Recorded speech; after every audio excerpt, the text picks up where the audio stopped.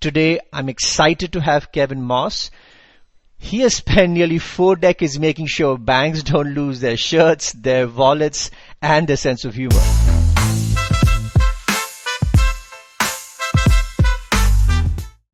Welcome to Bits and Banks, the digital disruptors, the show where we get candid with C-suites around digital transformation and how that's changing the lives of members or customers, one bold idea at a time. One thing that I think really helped me transition into being more of a innovative thinker about digital was my roughly 3 years at Sofi. And I think one of the biggest things that I took away from that experience was the intense focus that you need to have on managing the funnel. In a bank, the compliance team reports up through one side of the organization. Typically, the operations could be another side, the risk team, yet another side.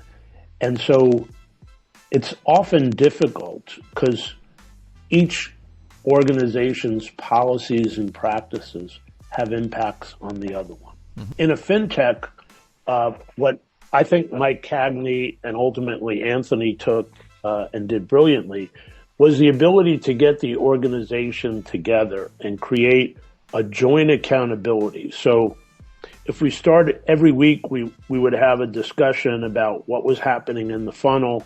If there were any changes, it could be adding one piece of information to the application. It could be the order in the way something occurred.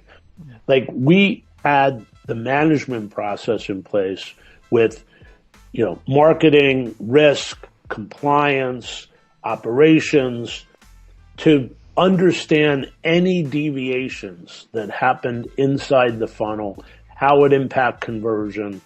A lot of what I do is help organizations find the right balance in risk and return when it comes to things like fraud and other friction that might be created in the process. Current environment where the rate of change of applicant profiles is so, whether that's businesses or consumers, is so rapid, those cogs have to work even better in orchestration, because what you thought last week could have moved by 20% the following week, right?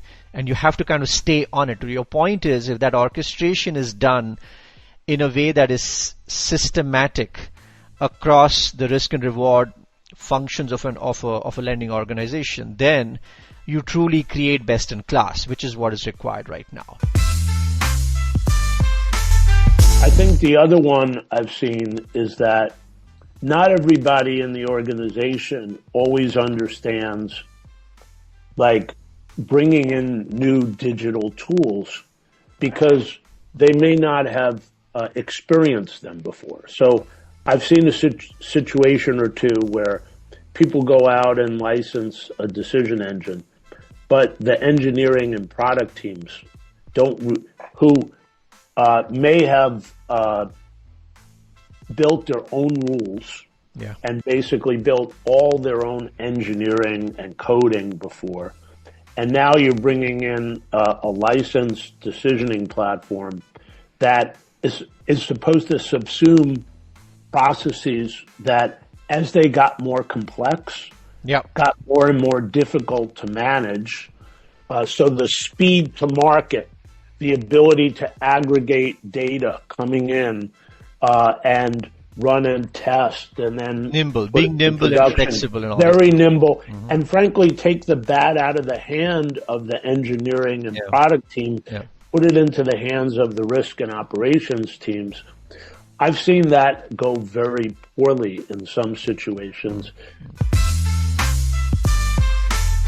So one is, I'm going to combine both the ability to use AI and ML in credit and fraud, along with alternative data like what open banking brings. I think most financial institutions are still behind in that area. The second thing that I'm extremely excited about is through the use of LLMs, large language models, I think whether it's in customer service, collections, operations, like AI agents are going to make all call center, back office operations, frankly, customer service interactions way more efficient, way more consistent,